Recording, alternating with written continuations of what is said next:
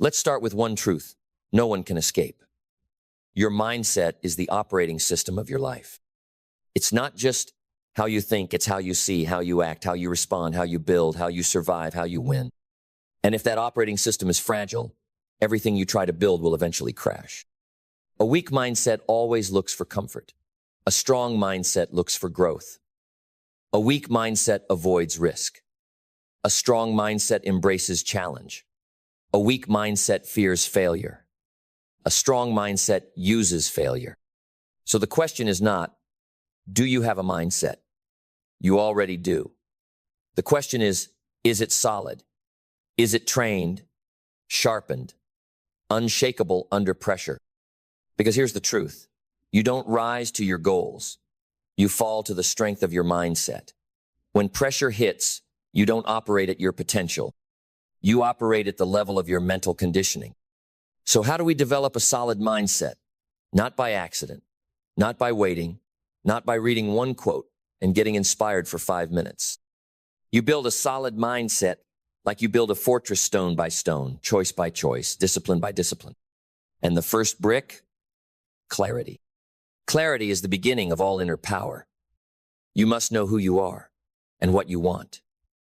Because when you don't know what you want, everything becomes a distraction. But when you are clear, truly clear on what matters to you, the noise fades, the excuses shrink, the path reveals itself. A solid mindset begins with a solid vision, not a fantasy. A vision, something rooted in truth, something you're willing to bleed for. Clarity isn't about pretty words, it's about identity. It's knowing this is who I am. This is what I stand for. This is where I'm going. Next comes responsibility. Because clarity without ownership is just daydreaming. You cannot have a strong mind while blaming the world. You cannot think like a leader while talking like a victim. The moment you start saying, I am responsible, everything shifts. Your language changes. Your posture changes. Your questions change. Instead of, why me, you ask, what now? Instead of who will save me, you ask, what can I build with this? Responsibility isn't blame, it's power. It says, I may not control what happens, but I control how I show up. And when you start showing up consistently, intentionally, daily discipline is born. And discipline, my friend, is the muscle of mindset. Discipline is not motivation. Discipline shows up long after motivation is gone. Discipline is what kicks in when the excitement fades. When no one's watching, when it's cold, when it's hard, when it's boring, when your feelings tell you to quit, discipline says, we keep going. You want a solid mindset? Train yourself to do hard things, especially when you don't feel like it. Because every time you do what you said you'd do, even when it's uncomfortable, you prove something to yourself. I can trust me. And that trust, it becomes unshakable.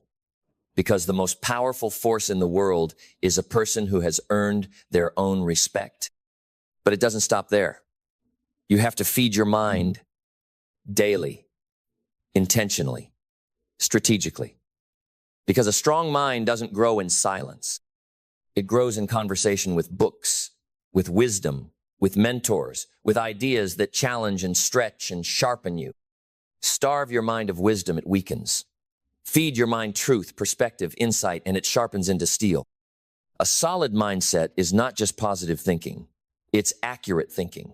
It's seeing reality for what it is and choosing power over panic. It's facing setbacks without folding. It's meeting adversity with calm eyes and a steady hand. And let's be clear, adversity is not the enemy. Adversity is the trainer, the sculptor, the fire that forges. A weak mindset runs from adversity. A solid mindset says, thank you, now let's grow. You build that response through repetition. You face the fire, not once, but over and over until your nervous system learns, this won't break me. Then comes focus. A scattered mind cannot stand strong. Clarity gives you direction. Responsibility gives you control. Discipline gives you strength. But focus gives you accuracy. Focus is not just avoiding distraction, it's choosing your battles. It's saying no to almost everything so you can say hell yes to what matters. It's eliminating noise, cutting fluff, ignoring opinions, and locking in on your path with tunnel vision. A solid mindset says, I'm not here to please, I'm here to build. I'm not here to impress, I'm here to rise. I don't need validation, I have direction. And with focus comes patience. Because strength without patience is fragile. You must know that greatness takes time. Mastery takes seasons. And mindset real, unshakable mindset is not built in a weekend. It is carved over years. So stop looking for instant transformation. Start stacking quiet victories. 1 rep, 1 hour, 1 decision at a time. Brick by brick, you are becoming unbreakable. Decision by decision, you are laying the foundation of a mind that does not collapse under pressure, that does not beg for comfort, that does not yield to fear. You want power? You want freedom? You want influence? It starts here inside. Because until the war within is won, every external victory will feel empty. But when your mind is solid, your life becomes unstoppable. Not easy, but unstoppable. Because the person with a strong mind doesn't wait for the storm to pass. They walk into it. They carry the calm. They become the storm. You become the storm not because you enjoy chaos, but because you are no longer afraid of it. Because you've built a mind that holds peace in pressure, focus in distraction, and fire in silence. Most people crumble under weight, but not you, because you've trained for it. You've practiced thinking clearly when others panic. You've conditioned your thoughts like a warrior sharpens a blade daily, deliberately, relentlessly. So when the world throws noise, your mind stays still. When circumstances shake, your foundation holds. And that stillness, it becomes your weapon, your edge, your shield. Because a solid mindset is not loud, it's calm, it's composed. It doesn't need to announce itself, it simply endures. It executes, and it elevates everyone around it. And here's something no one teaches enough. A solid mindset isn't rigid, it's adaptable. Strength is not about resistance, it's about resilience. The oak stands tall, but it's the bamboo that bends and survives the storm. So train your mind to flex, not snap, to adjust, not quit, to evolve and not retreat. Because a truly powerful mind isn't the one that always pushes forward blindly. It's the one that knows when to pivot without losing purpose. Adaptability doesn't mean weakness, it means wisdom. It means you're not attached to methods, you're committed to the mission. The how may shift, the why never does. And that's what sets solid thinkers apart. They know what matters. They filter fast. They recover faster.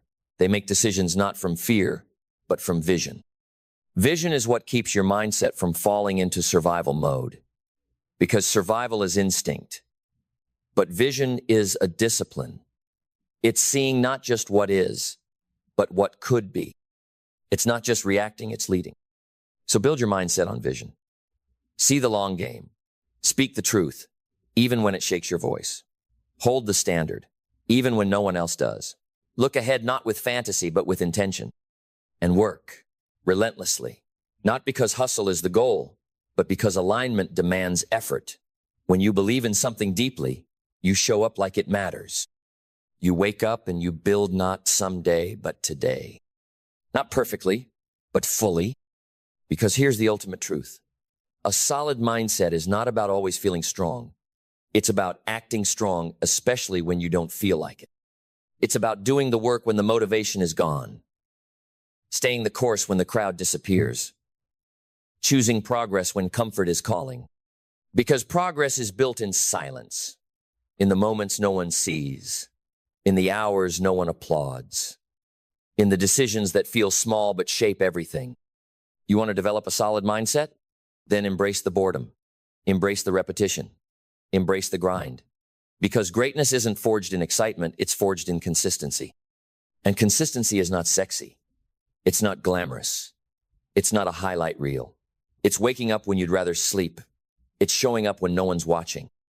It's doing it again and again and again until your mind no longer negotiates with weakness.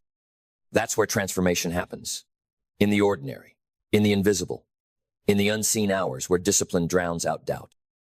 A solid mindset is not built by chance, it's engineered.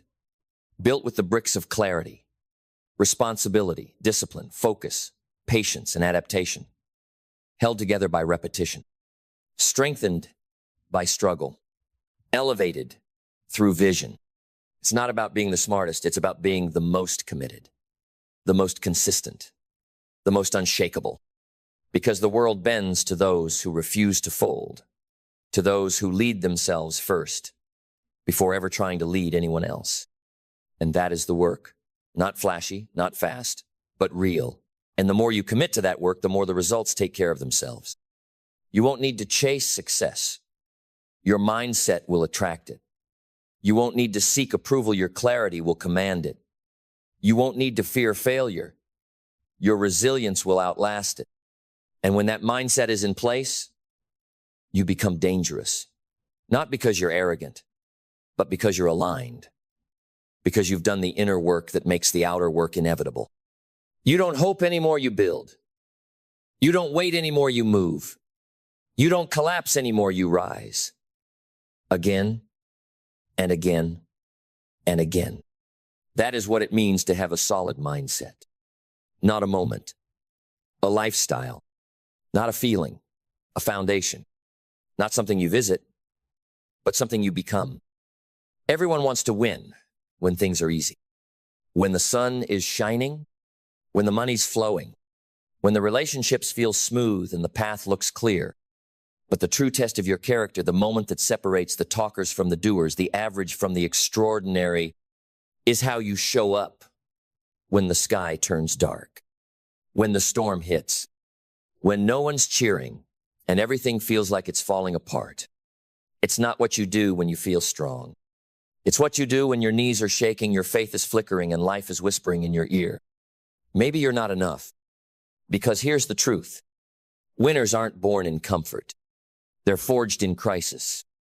They are built in the shadows of doubt, in the back rooms of disappointment, in the silence when no one is watching and no one is clapping. You don't learn how to win in easy times. You learn how to win when everything is screaming at you to give up, when life pulls the rug, when the plans fall apart, when people turn their backs.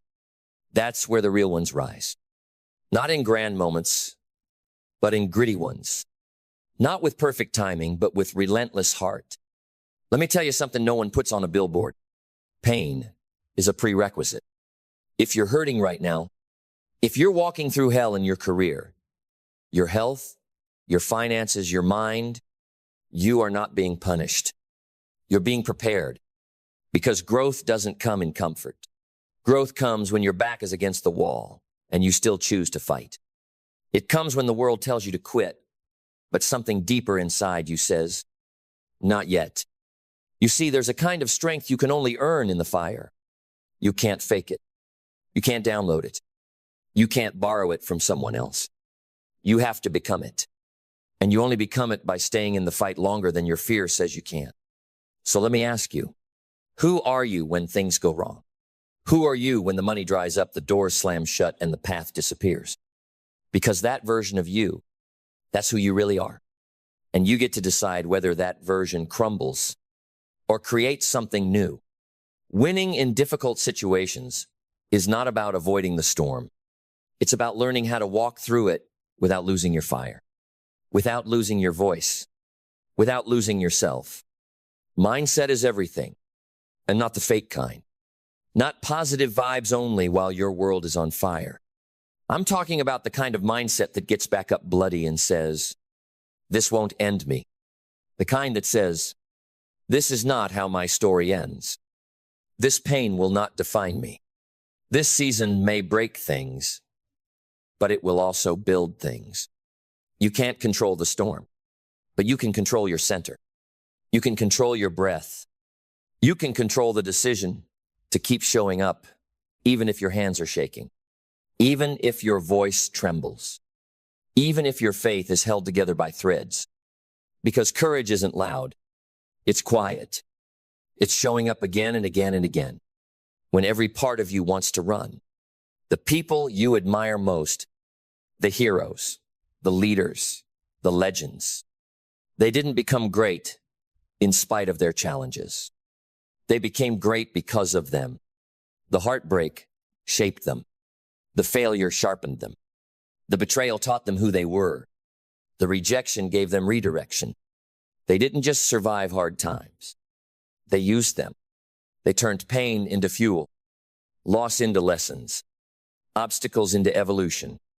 Because the truth is, and don't ever forget this, every difficult moment is raw material for greatness. You're either using the pressure or being crushed by it. There is no in between.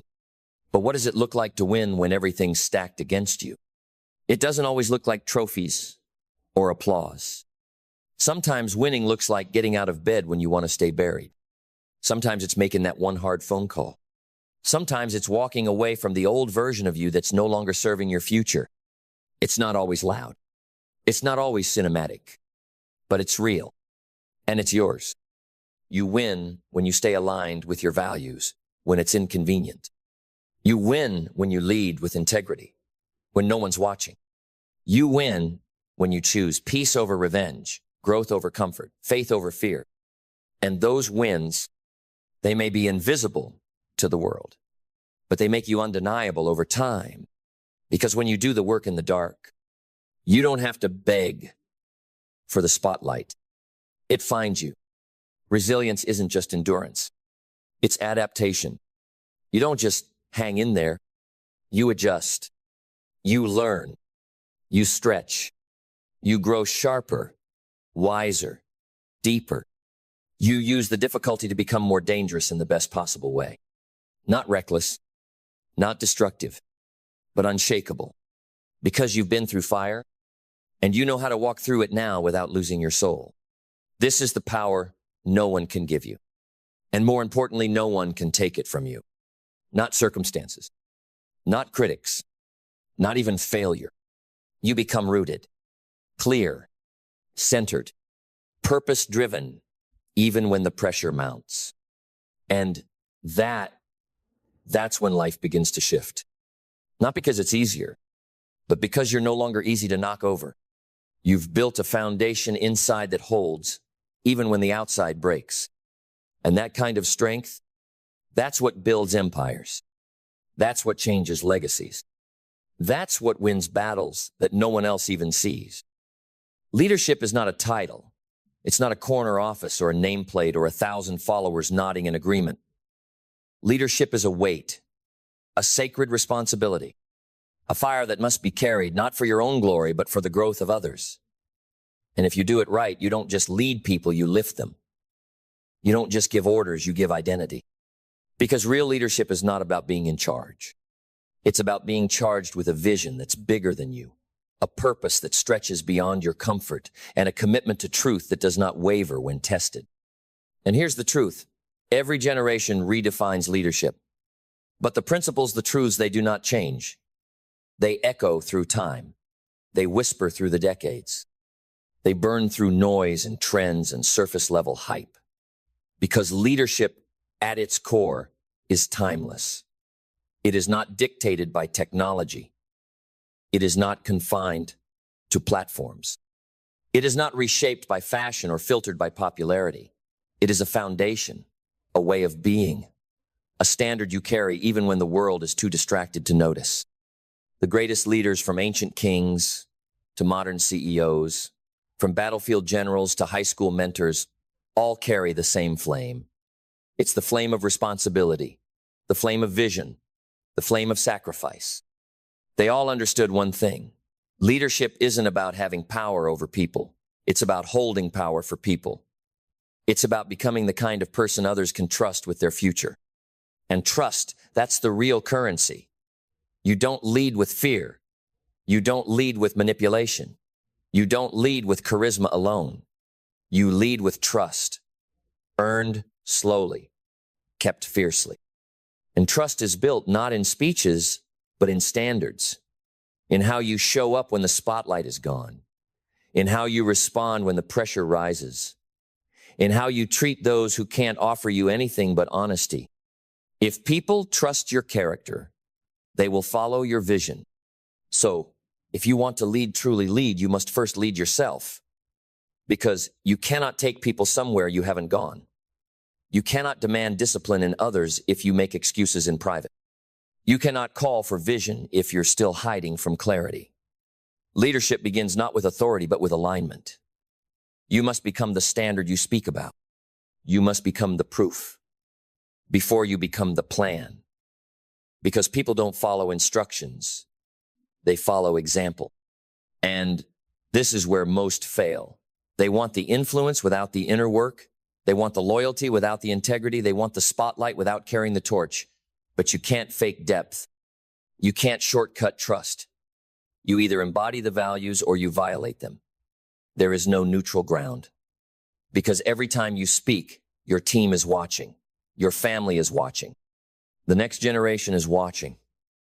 And what they need from you is not inspiration without substance. They need consistency without cracks. Your words mean nothing if your habits scream something else. Your mission is just noise if your mindset is still at war with itself.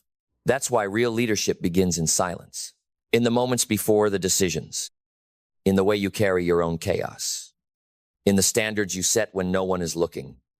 You don't wait to lead when the time is right. You lead when it's hard, when it's unclear, when it's unpopular. That's when your voice becomes a compass, not a microphone. Because leadership is not about being liked. It's about being trusted.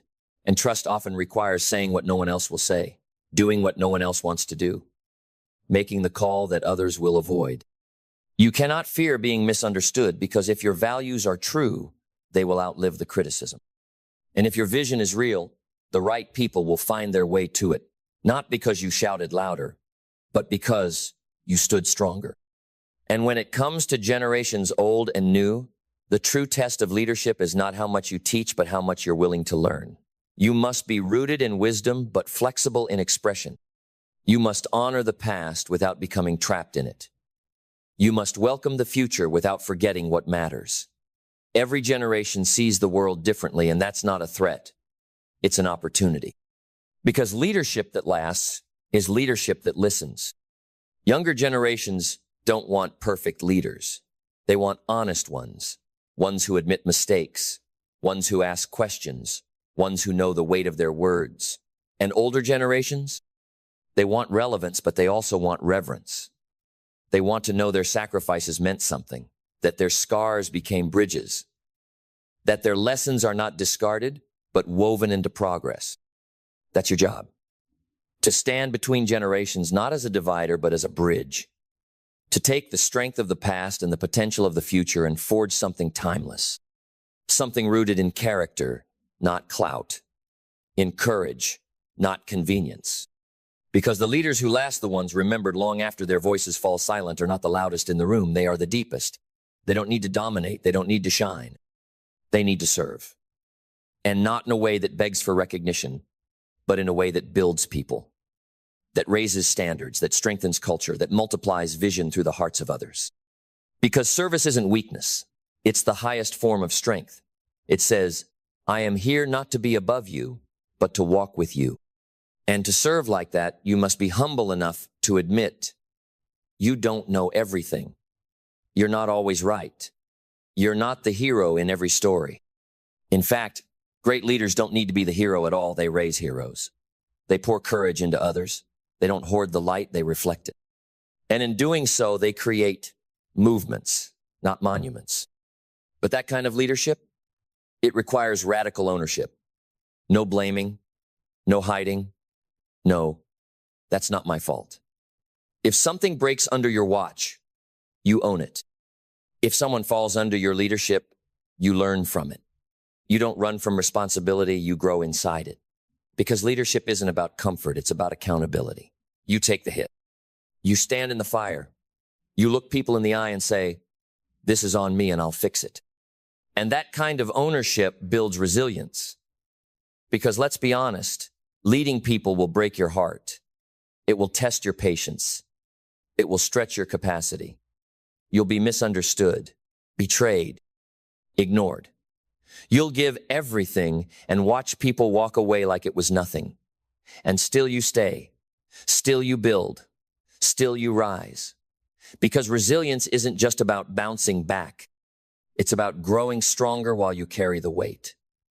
It's about continuing to believe in the mission, even when no one else claps, even when the room goes quiet, even when your hands shake and your voice is tired. You show up again and again and again, because your presence, your consistency becomes the proof, the evidence that says this matters, the signal that says you're not alone. Because sometimes the most powerful leadership isn't in your speeches, it's in your stability. And if you really want to lead across generations, you must give more than instructions. You must give identity. Help people see who they are. Remind them of what they can become. Pull out the greatness that's hiding beneath insecurity, pain, and doubt. That's not management. That's ministry. That's not systems. That's spirit. That's the difference between a boss and a builder. So build. Speak life into people who are used to silence. Believe in those who've forgotten how to believe in themselves. Lead in such a way that your presence is not about being needed, but about empowering others to no longer need you. That's legacy. That's leadership.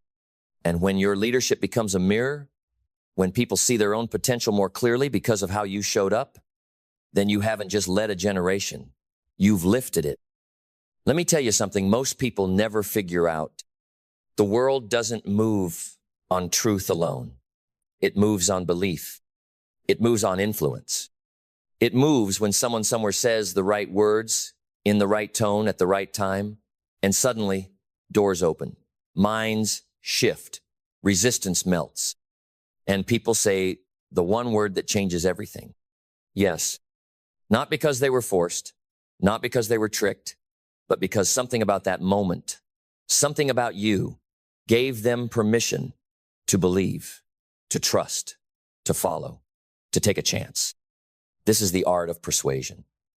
And let me be clear, this is not manipulation. This is mastery. The mastery of connection, the mastery of energy, the mastery of intent. Because when you truly understand what makes people say yes, you no longer chase opportunities, you create them. You don't hope for influence, you command it. You don't beg for attention, you earn it. With presence, with power, with purpose. And the first secret, the foundation of all persuasion, is certainty. People do not follow need. They do not follow desperation. They do not follow indecision. They follow certainty. The one who moves people is the one who knows who they are, what they believe, and where they're going, and they say it like they mean it. If your voice trembles, the room will doubt. If your conviction is weak, the world will hesitate. But when your soul speaks with alignment, with conviction, with clarity, you don't just communicate, you transmit.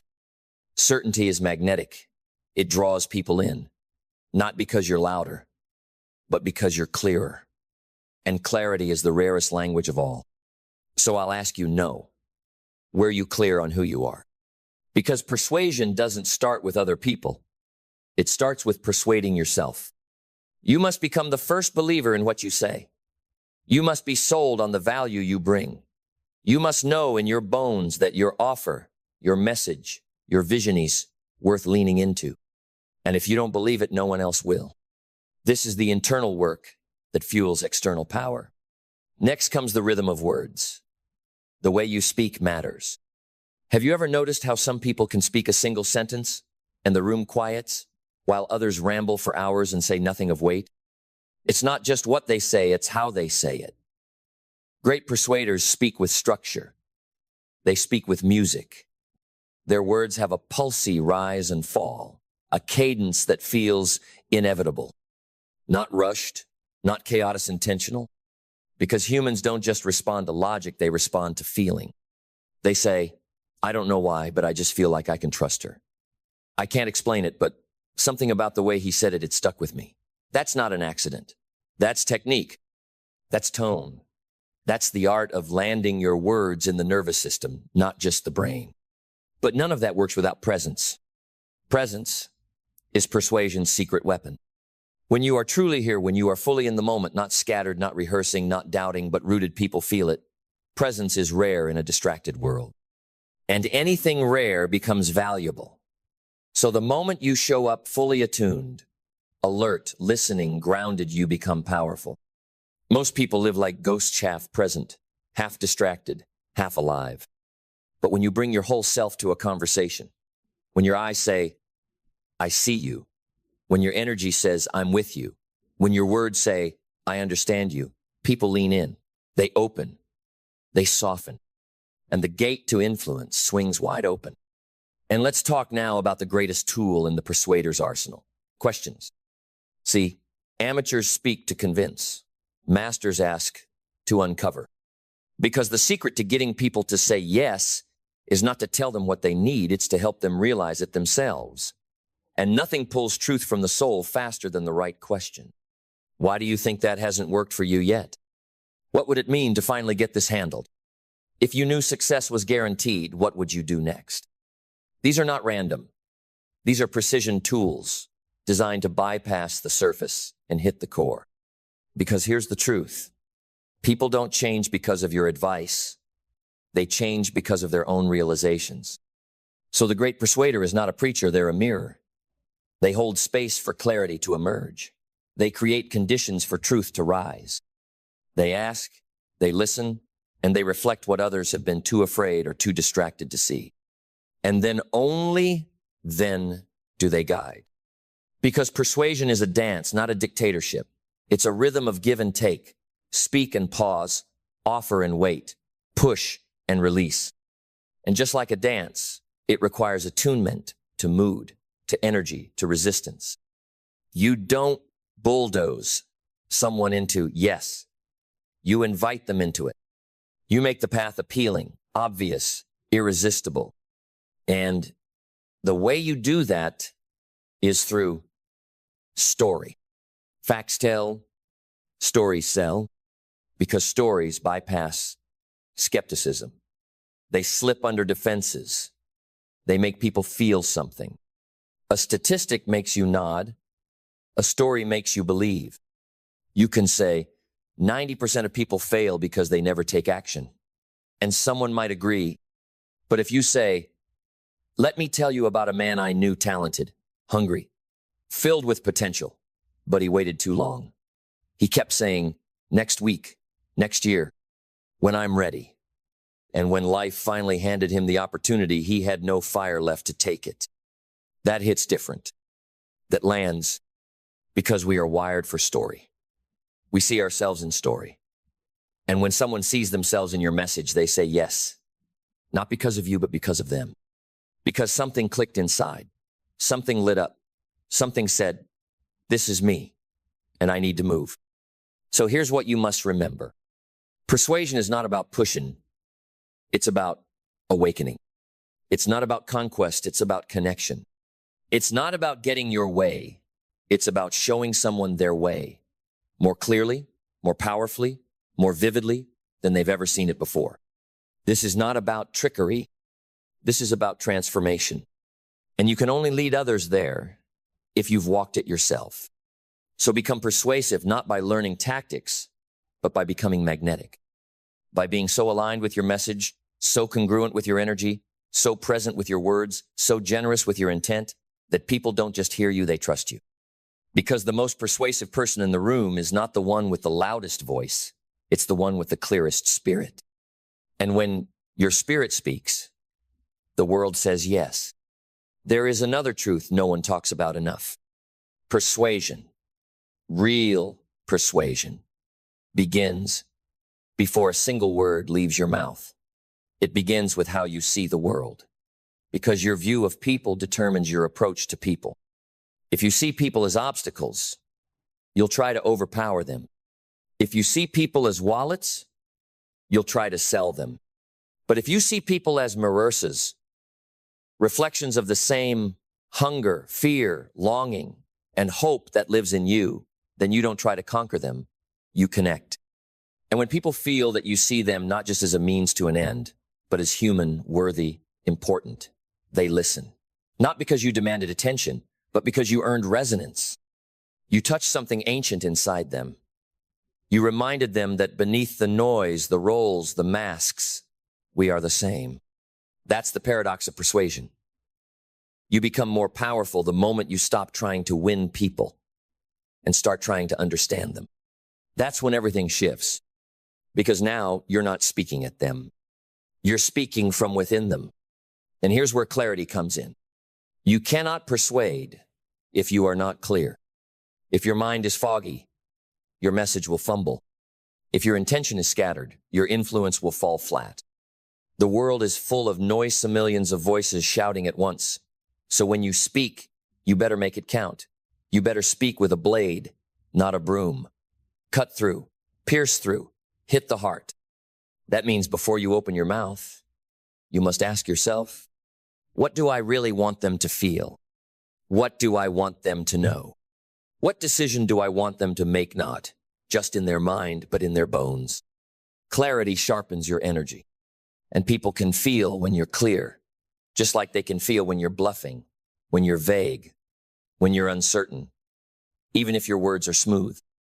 Don't underestimate the radar people have for realness. You want to be persuasive? Be clear.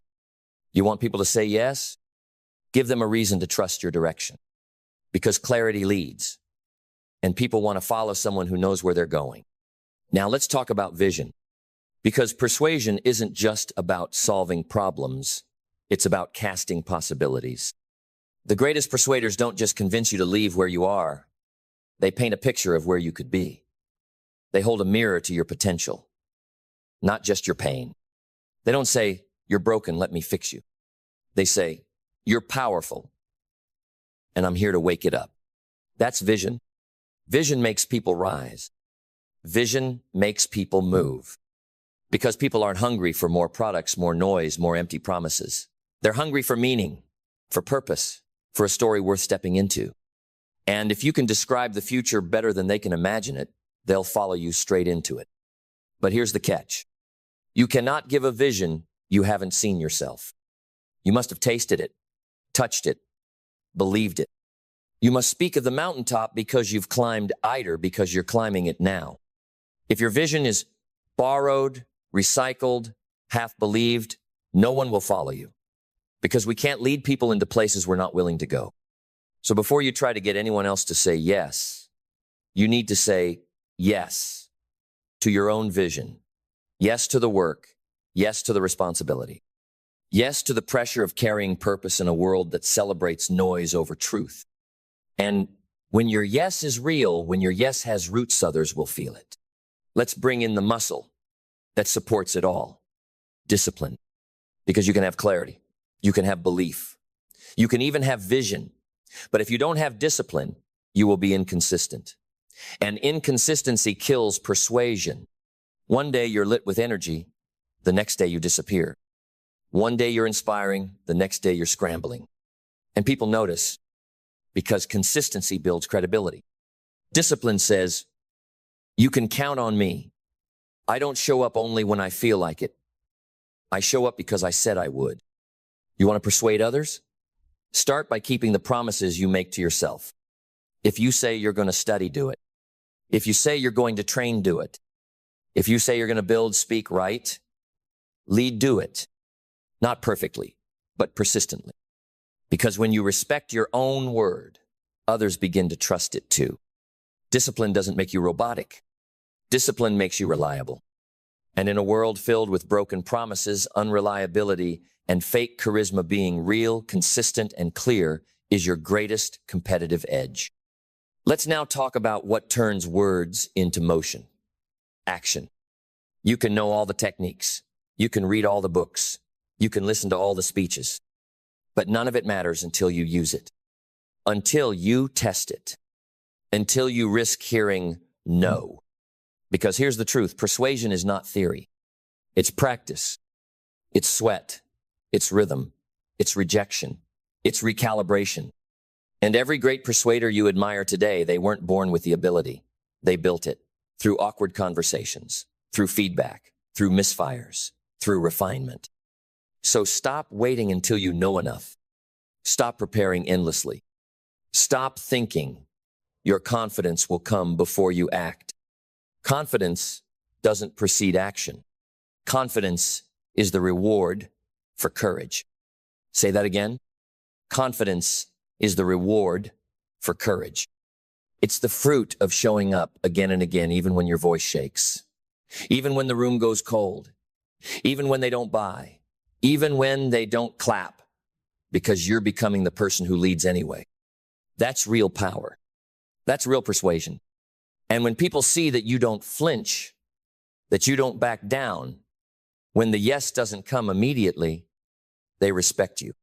Because the world doesn't just need convincing voices.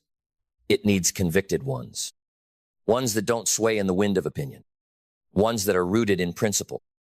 Ones that act from alignment, not approval. And when your action matches your message, when your life is your pitch, people say yes before you even open your mouth. Because the world doesn't just need more voices. It needs more anchors. People who don't get blown away by rejection. People who aren't addicted to applause. People who can walk into a room, speak truth with calm fire, and leave even if no one claps knowing they did what needed to be done. That's rare. That's real. That's irresistible. You want to know what makes people say yes without hesitation? It's alignment.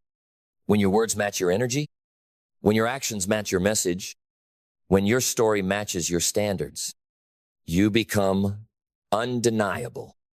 You become someone others want to follow, not because you told them to, but because they feel safer in your direction than in their own hesitation. And here's another truth. People don't just say yes to you. They say yes to who they become in your presence. They say yes to the version of themselves you reflect back to them.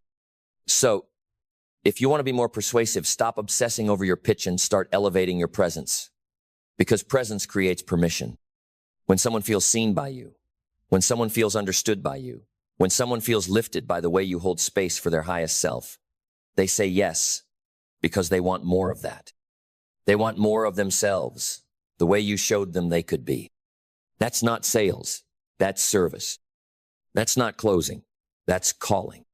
Because great persuasion isn't about pushing people across the finish line. It's about drawing out the hero that's been waiting to rise. So now we arrive at one of the most overlooked, yet most potent pieces of persuasion. Gratitude. Yes, gratitude. Why? Because gratitude is grounding. Gratitude keeps your influence from turning into arrogance. It keeps your power pure. When you're grateful not just for outcomes, but for the opportunity to speak, to serve, to lead you, stop sounding like a manipulator and start sounding like a missionary. And people can feel that difference. Gratitude brings humility. Humility brings trust. And trust opens doors that strategy alone never could. When you enter a conversation with a heart full of appreciation, not entitlement, you don't try to extract value from others. You add value. You elevate. You uplift. You give without keeping score. And in doing so, people lean closer. They listen longer. And more often than not, they say yes. Not just to your offer, but to your energy. Let's move forward to something that separates the amateurs from the artists. Adaptability. Because you can be the most skilled speaker in the world, but if you can't read the room, you'll lose the room. If you can't sense when to lean in and when to pull back, if you can't pivot when someone's guard goes up, if you deliver a scripted monologue while ignoring the signals right in front of you, you become predictable. And persuasion dies in predictability. The greatest persuaders are not locked into scripts, they're synchronized with the moment. They listen, they feel, they observe, they respond. They adjust their tone, their pace, their volume, their story, not to manipulate, but to meet people where they are. Because if you meet people where they are, you can take them where they've never been. But if you preach from a distance, you'll never move them an inch. So ask yourself, are you trying to be impressive or impactful? Because adaptability is not weakness, it's wisdom. You're not changing your truth. You're changing your delivery so that the truth actually lands. This is where resilience enters. Because, let's be honest, There will be people who don't say yes. There will be doors that don't open. There will be audiences that stare blankly, clients who ghost you, critics who mock you, and even friends who doubt you. And in those moments, your ego will want to shut down, to pull back, to protect itself from rejection. But your mission has to be stronger than your pride. Because if one no can make you question your message, you were never carrying a message. You were carrying a need for approval. But if you can keep speaking truth even when it echoes, if you can keep showing up even when your voice trembles, if you can hold your ground not with aggression but with peaceful certainty, you become unshakable. And that is when people start to trust you. Because they're not just watching what you say, they're watching what you do when it's hard. Resilience is persuasive.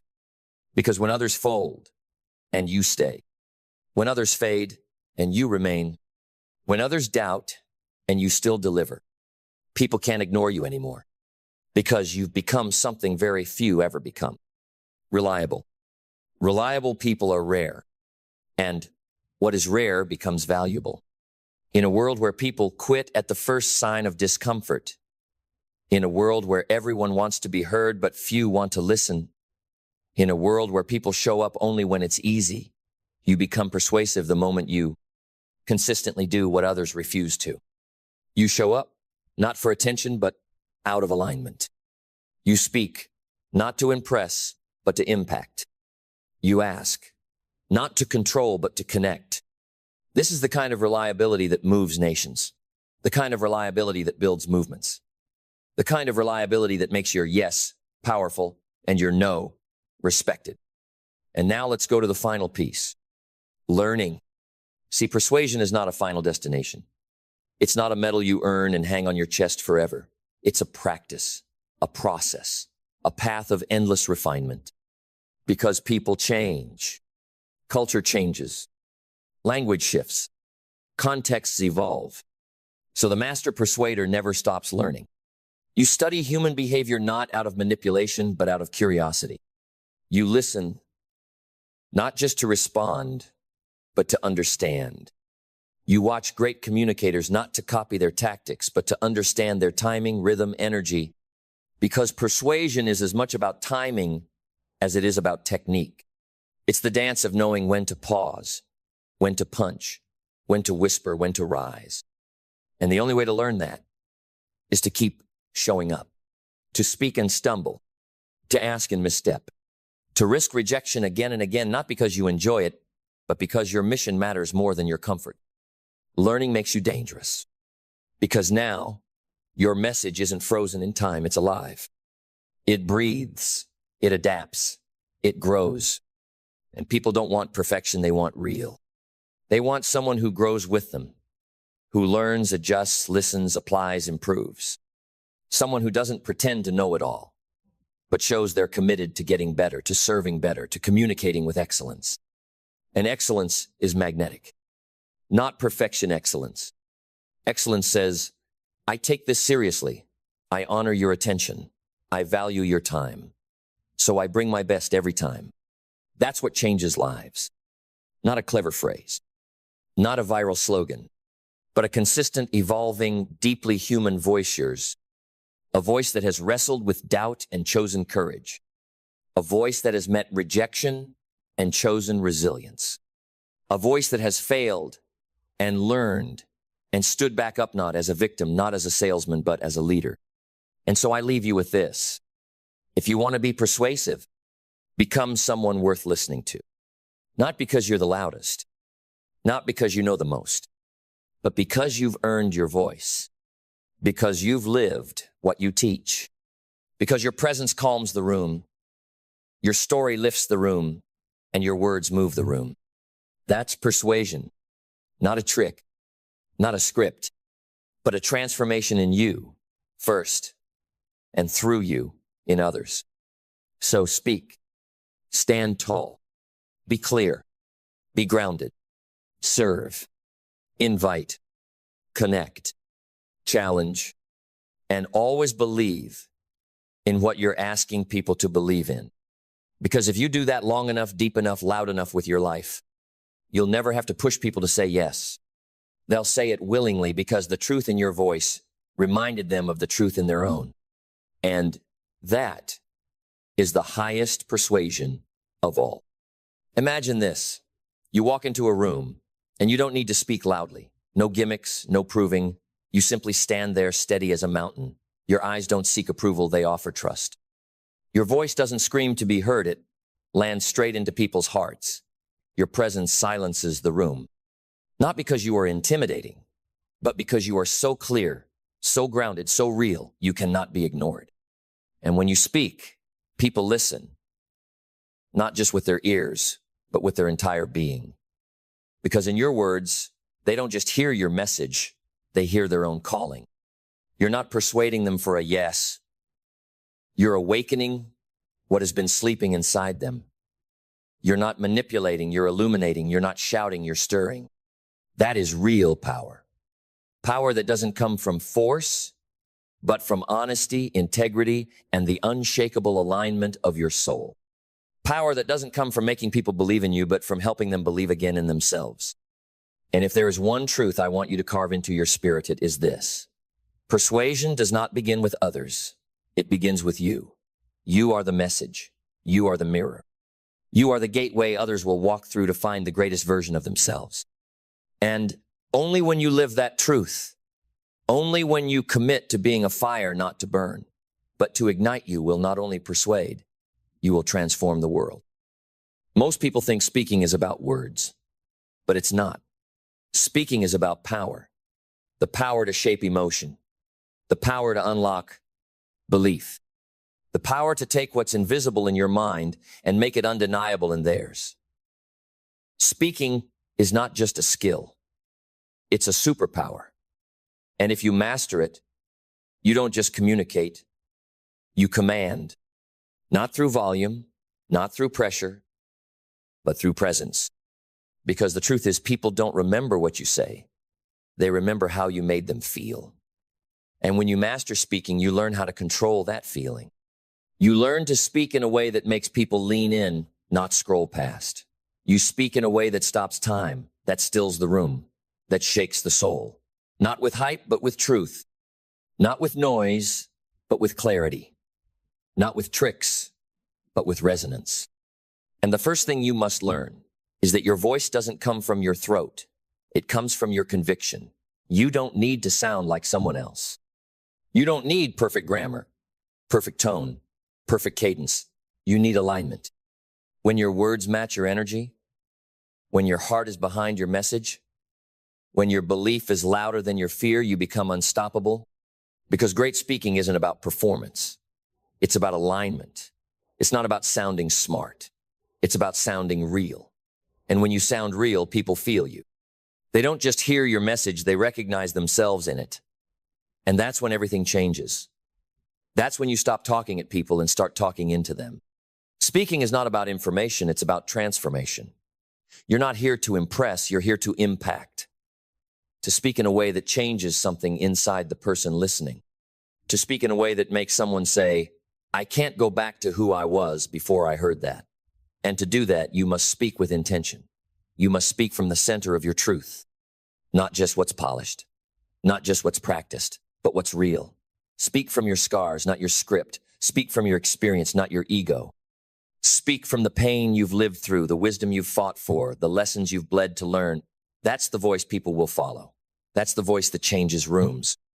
And once you understand that power doesn't live in the words alone, it lives in the energy behind them, you begin to speak differently. You stop chasing perfection and start channeling presence. You stop rehearsing to be impressive and start grounding yourself to be impactful. Because your voice doesn't have to be loud to be felt. It has to be true. That's what shakes people. That's what makes them stop scrolling. That's what cuts through a world full of noise and lands straight in the chest. Great speakers are not remembered because they said what everyone else said.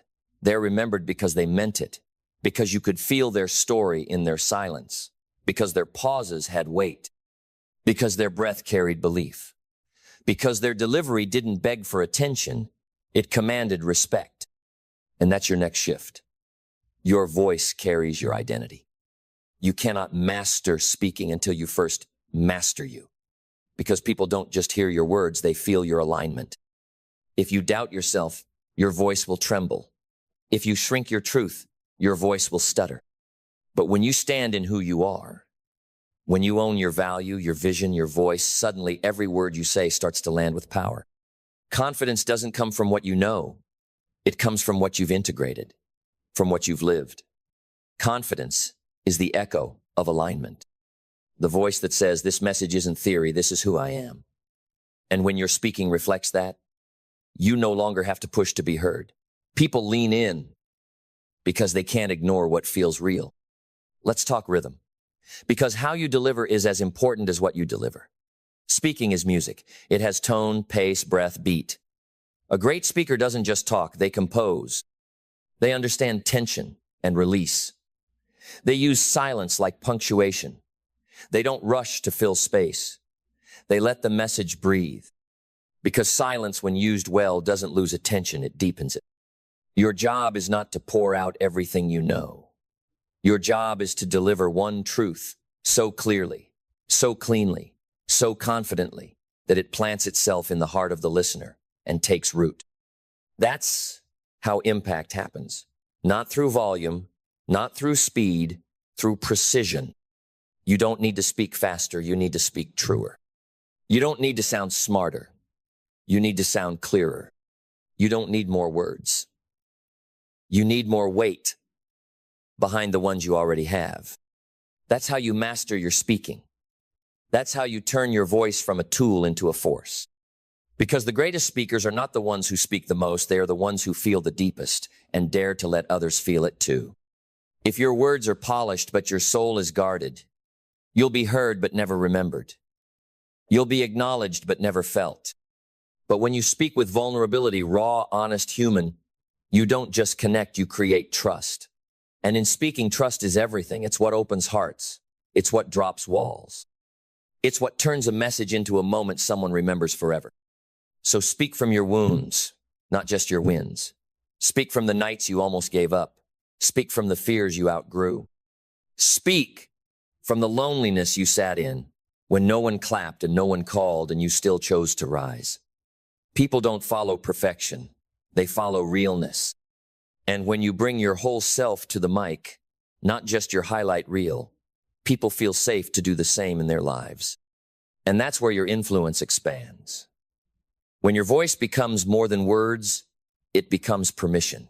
Permission to hope, permission to change, permission to be seen. And the key to that? Storytelling. Story is the language of the heart. Facts inform the mind, but stories move the soul. The brain may forget your steps and your strategies, but it will never forget how your story made someone feel. That one moment of honesty, of pain, of truth, of laughter. That's what lingers. That's what stays. That's what spreads. So tell your stories. Not for applause, but for connection. Tell them not to shine, but to serve. The stumbles, the doubts, the small victories, the turning points. Make people see the movie in their mind, not just hear the bullet points of your success. Because when someone can see themselves in your struggle, they trust your guidance. They don't just listen to you, they follow you. But it's not just what you say, it's how you say it. Your emotional range is your greatest asset. Too many speakers sound like robots, flat, rehearsed, soulless. But you are not here to recite. You are here to resonate. Use your voice like a symphony, not for drama, but for depth. Let your passion rise. Let your truth drop. Let your tone match the moment. Speak from fire when fire is needed. Speak from stillness when stillness is called for. Because your voice can punch like thunder or whisper like prayer, and both can be unforgettable when they come from truth. And here's what you must understand. People don't follow the most polished speaker. They follow the most honest one, the most present one, the most grounded one. The one who stands in front of the room or the camera or the world and does not flinch, not because they know everything, but because they've lived what they speak. That's the voice the world is starving for. Then listen carefully, because this is where it all converges. This is where speaking becomes more than a skill. It becomes your signature. your fingerprint on every room you enter, your echo in every life you touch. You see, most people speak to be remembered, but the masters, they speak to remind people of who they are, of what they forgot, of the power that's been buried beneath fear and silence. Your job is not just to share information. Your job is to awaken something inside them that was asleep. Your words are not decoration, they are activation. And if you want your voice to live beyond the moment, beyond the platform, beyond the applause, then speak from a place deeper than performance. Speak from purpose. Because when you speak with purpose, you don't need to sell, you don't need to shout, you don't need to convince. Your presence becomes permission. And people follow that. Not because you asked, but because they felt called. And that's what true speaking does. It calls people forward. Out of fear, out of stagnation, out of mediocrity, into motion, into clarity, into transformation. That's what your voice is capable of. And when you realize that, when you finally accept the responsibility of your voice, you will never speak the same again. Every sentence becomes sacred. Every pause becomes powerful. Every story becomes a vessel. And you become the channel. You don't own the message. You carry it. You deliver it. You protect it. Because somewhere, someone is waiting to hear the exact words you've been called to speak. And it might not be perfect. It might not be viral. But it might just be the moment that changes everything for them. So speak with courage. Speak with clarity. Speak with fire. Speak like it matters, because it does. Your voice is not a tool. It's a torch. And the world is full of people walking through darkness, not because they lack talent, but because they've never heard a voice that reminded them of their light. Be that voice. Because when it's all said and done, no one will remember every word you spoke, but they will remember how your words moved them, how they walked away a little taller, a little clearer, a little more alive. And in the end, that is the true mastery of speaking. To use your voice, not just to impress, but to ignite. Not just to be heard, but to be felt. Not just to communicate, but to elevate. That is your gift. That is your power. That is your legacy. Use it well. Becoming a thought leader is not about becoming famous. It's about becoming foundational. It's not about having followers. It's about being followed for the right reasons, not for noise, not for trends, but for truth. Because in a world full of opinions, a thought leader is not just another voice. They are the voice of clarity. They don't speak to be seen. They speak to awaken, to build, to shape, to disrupt what's shallow, to deepen what's real. And the first principle? Earn the right to speak.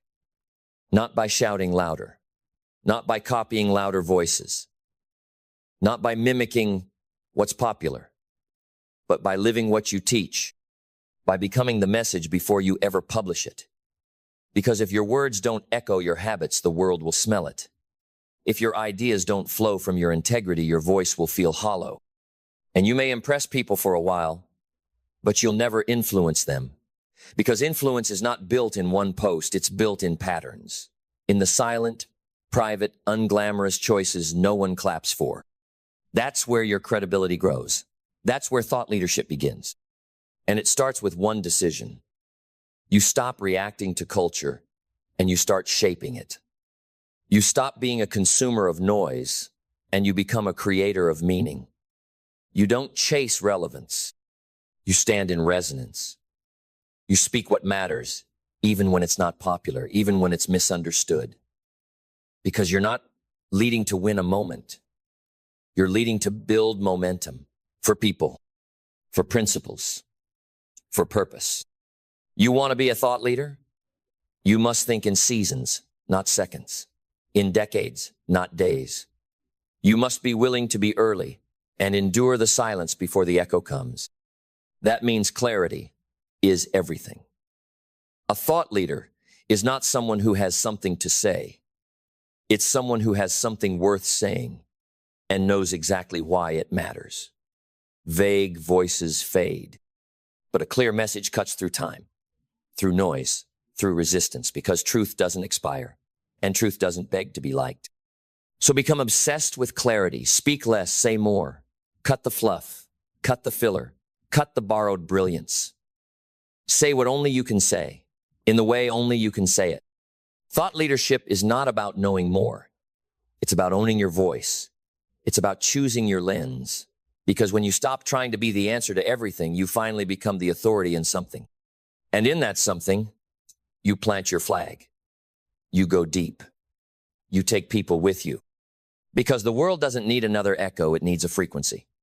And your frequency only comes when you stop being agreeable and start being authentic. You want to become a thought leader? Then say something that actually cost you something. Say something that's rooted in your scars, not your strategy. Say something you've wrestled with, bled for, sacrificed for, and now carry not as a theory, but as a truth. That's what people follow. That's what people feel. Not clever, not clean, but real. Because real thought leadership isn't safe. It's not sanitized for social media. It's not dipped in neutrality just to keep everyone comfortable. It's dangerous, not because it attacks, but because it awakens. And the moment you speak something true enough to wake someone up, you become a threat to the status quo. And you have to be okay with that. Because if your goal is to be liked, you'll never say anything that matters. But if your goal is to be useful, if your goal is to liberate people from confusion, from limitation, from mediocrity, then you'll speak what needs to be said, not what's expected. And when you do, when you finally speak from truth, not tactics, you'll notice something shift.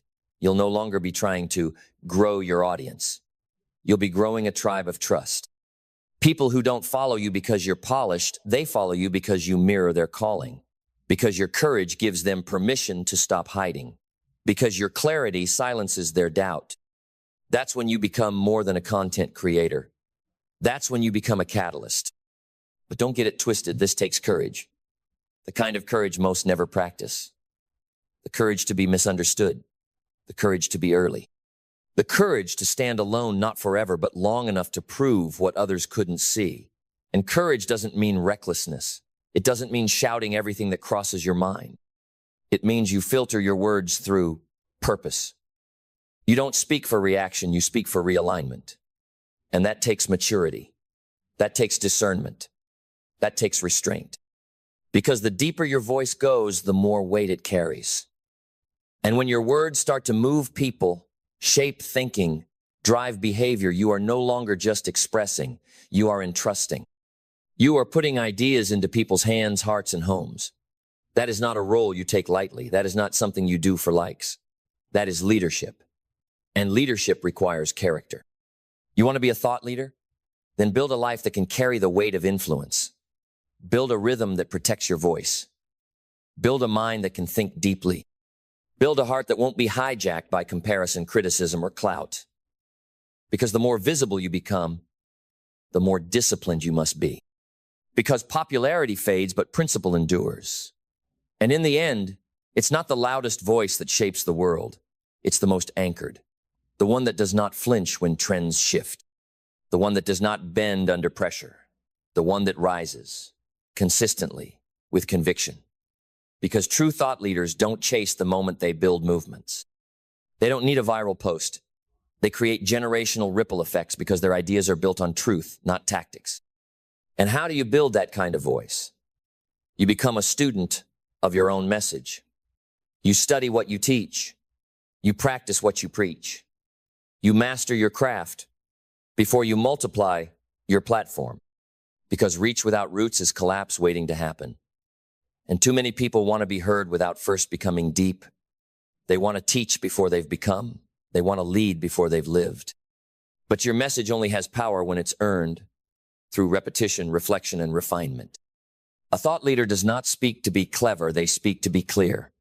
They strip away everything that sounds good until what's left is what's true. And then they say it not once, but over and over, until the idea becomes part of the world's new vocabulary. Because the goal is not to impress people with your voice. It's to upgrade the conversation. And if you want to lead that conversation, you must know how to sit in silence, to think, to observe, to refine. That's what most won't do. They post, they publish, they press go, on everything. But you sit with it. You wait. You test your idea against resistance, against time, against contradiction. And then, when the words emerge, they are solid, they are sharp, they are seasoned. And when people hear them, they change. That is the difference between noise and voice. Noise is reactive. Voice is intentional. Noise grabs attention. Voice gives direction. Noise fades. Voice forms. But don't walk this alone. Every great thought leader was once mentored, was once sharpened by someone else's insight. Don't let your ego isolate you. Seek wisdom. Sit at the feet of those who've already walked the path. Read their books. Listen to their stories. Study their failures. Learn their rhythm. And then, don't copy them. Carry what's useful. Discard what's not. And craft what is uniquely yours. Because this journey isn't about being the next insert name here. It's about becoming the first and only you. That's what the world needs. A voice that cannot be replicated. Because it was forged, not fabricated. Developed, not downloaded. Then here it comes, the final surge. The fire that doesn't just inspire, but awakens. The moment where your voice becomes more than expression. It becomes legacy. Because a true thought leader doesn't measure their impact by likes, views, or applause. They measure it by echoes, by the shifts they create in people who never even knew their name, by the new questions they plant in the hearts of the next generation, by the ripple that starts as a whisper and becomes a wave long after they're gone. You don't lead thought just to be relevant. You lead thought to rebuild reality. You take what's broken in culture and systems and mindset and you offer a better frame, a clearer path, a deeper question. And if you do it well, you won't just inform people, you will form them. You won't just be followed, you will be felt. In boardrooms, in classrooms, in quiet moments where someone faces a hard decision and hears your words guiding them toward truth. But none of that happens by accident. You must choose to become this. You must commit to the slow burn, to the deep work, to becoming the kind of person who doesn't just say important things but lives a life that backs them every day, especially when it's hard, especially when it's quiet, especially when no one's watching. Because influence without character is dangerous. But influence built on truth, on service, on substance, that kind of influence doesn't just touch lives, it multiplies them. And when your voice becomes a mirror that reflects people's potential back to them, when your presence becomes a reminder of who they're called to be, you're no longer just a thought leader. You're a pathfinder, a builder of new worlds, a carrier of light. So speak with purpose, write with clarity, think with depth, share with courage, live with discipline, and build a voice that outlives you. That becomes a blueprint for those who come after. That becomes a light in times you'll never see. That becomes a legacy of thought, because you were bold enough to not just join the conversation, but to elevate it. That is what it means to lead with thought. That is what it means to lead with soul. That is what it means to be unforgettable. You don't get the life you want by chance. You get it by design. You don't stumble into greatness. You build it thought by thought, plan by plan, decision by decision, because hope is not a strategy. Wishing is not execution, and waiting is not progress. The truth is, most people want a better life, but they're thinking like someone stuck in survival. They're not building plans, they're building excuses. They're not making moves, they're reacting to moments.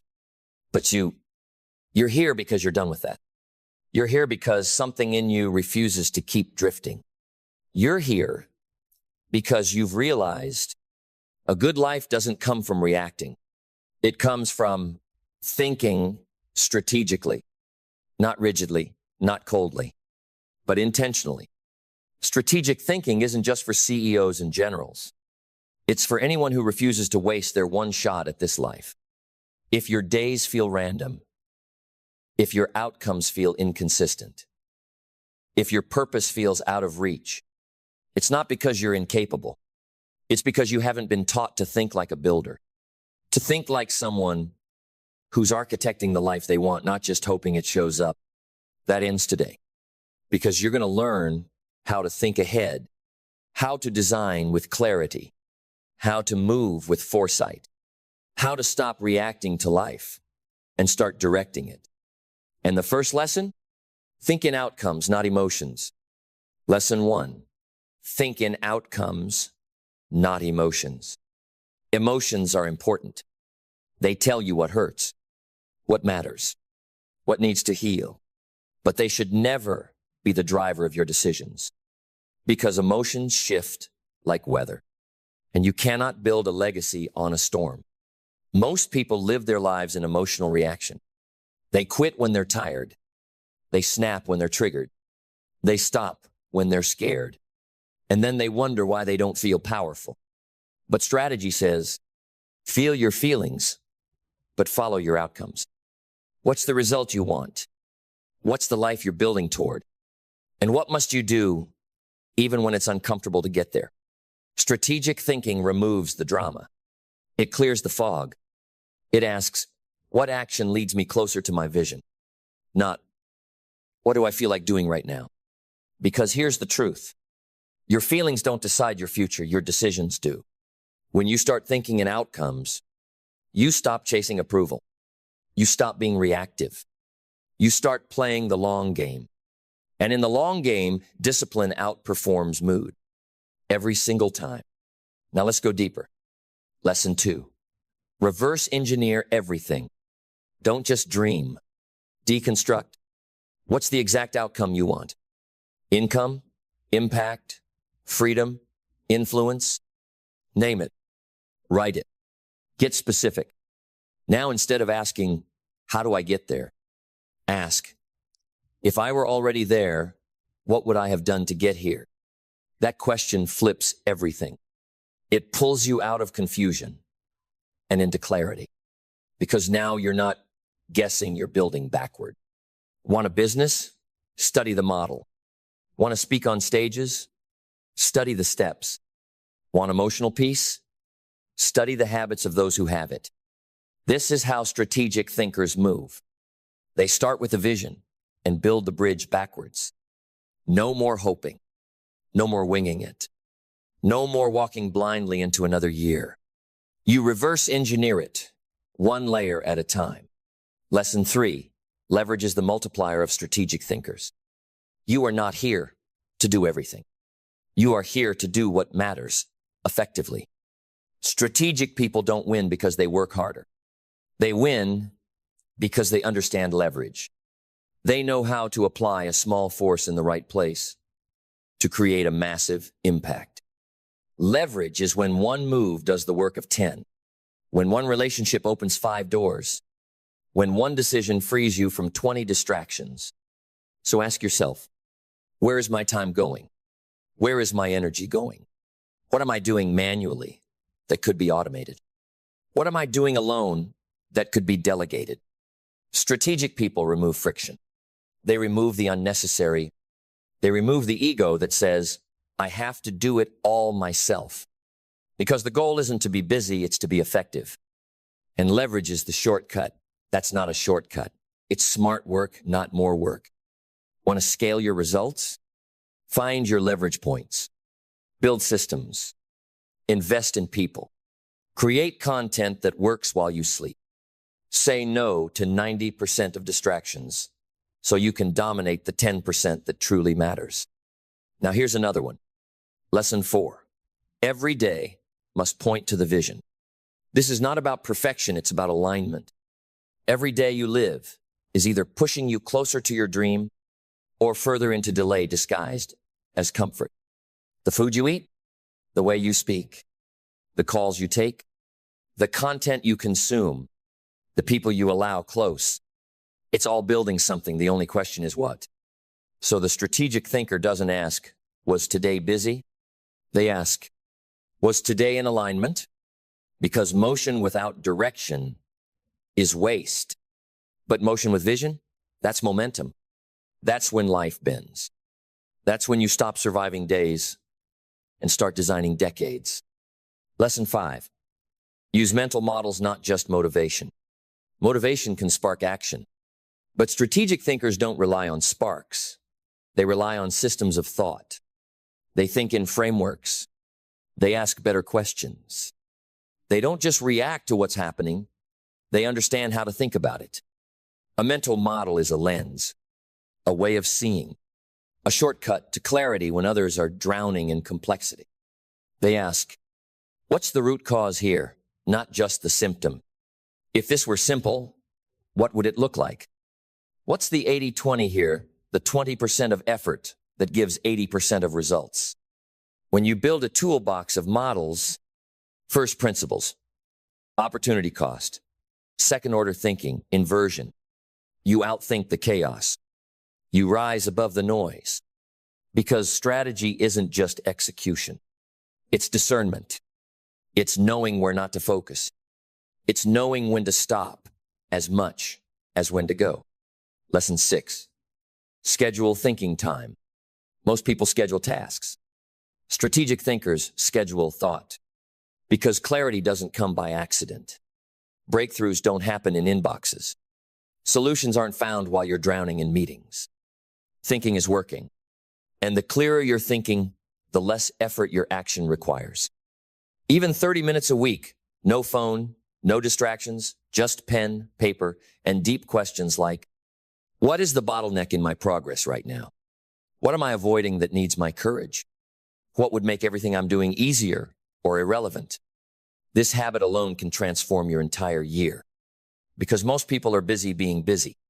But strategic thinkers, they pause so they can pull ahead. Lesson 7. Always ask, what's the one move that changes everything? This is the power question. The one that removes overwhelm. The one that silences noise. The one that unlocks exponential progress. In every season, in every project, in every problem, there's almost always one move that changes the whole game. Strategic thinkers hunt for that move. They don't try to do everything. They look for the keystone action, the domino that knocks down 10 others. The one thing that, if solved, unlocks everything else. It could be a conversation you're avoiding, a habit you haven't locked in, a hire you need to make, a fear you need to face. One thing, find it, name it, do it. Because when you think like a strategist, your results stop being accidental. They become inevitable. Let's bring it home. Because now you know a better life isn't built on chance. It's built on strategy. It's not about hustle. It's not about luck. It's not about waiting for the right time. It's about clarity, leverage, discipline, and most of all, it's about thinking like a creator, not a survivor. You weren't meant to drift. You weren't born to repeat what's average. You were built to architect something different, to design with purpose, to move with foresight, to live a life that is not reactive, but intentional. And here's the truth. If your life doesn't feel like it fits, you were never meant to fit it. You were meant to change it, to reshape it, to rethink it strategically so it aligns with who you are becoming, not who you've been told to be. From today forward, let this be your standard. No more random days. No more wasted energy. No more letting circumstances decide what happens next. From now on, you decide. You build the life you want on purpose. You don't beg for outcomes, you engineer them. You don't just wish for impact, you leverage every hour to create it. You don't just react to life, you lead it. This is what strategic thinking gives you. A mind that moves faster than fear. A focus that outlasts fatigue. A future that doesn't need to be found because it's being built one move at a time. So don't ask if it's possible. Don't ask if it's too late. Ask, what am I willing to think like, act like, and build like to create the life I know I was meant for? Because you don't need another goal. You need a strategy. And now, you've got one. So go build. Deliberately, boldly, strategically. Because this is your time. And the life you want is waiting to be designed.